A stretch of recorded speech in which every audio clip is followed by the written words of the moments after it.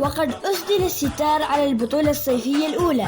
للمدارس الكروية والأكاديميات الرياضية للأشبال، والتي نظمتها أكاديمية حمدان سعيد لكرة القدم بالسويق بمشاركة 8 فرق من محافظة شمال باطنة. وقد وزعت الفرق الثمانية المشاركة في هذه البطولة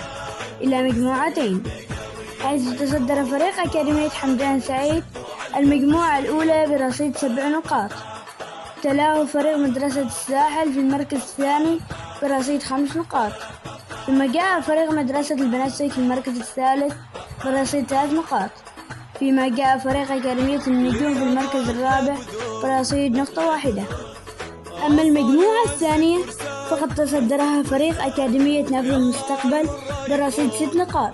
تلاه فريق مدرسة الجنس في المركز الثاني برصيد 4 نقاط، وجاء فريق مدرسة بطحاء الساحل في المركز الثالث برصيد نقطتان، فيما جاء فريق أكاديمية مجد في المركز الرابع برصيد نقطة واحدة. فشكرا لجميع الفرق المشاركة في هذه البطولة.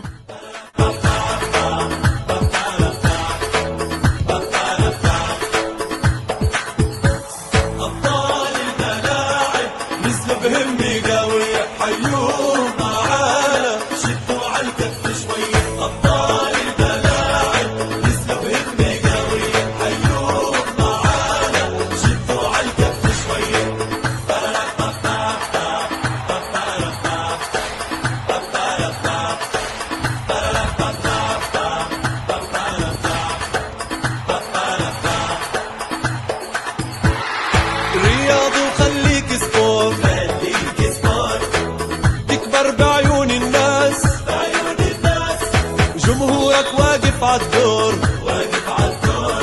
دا يشوفك راجع بالكاس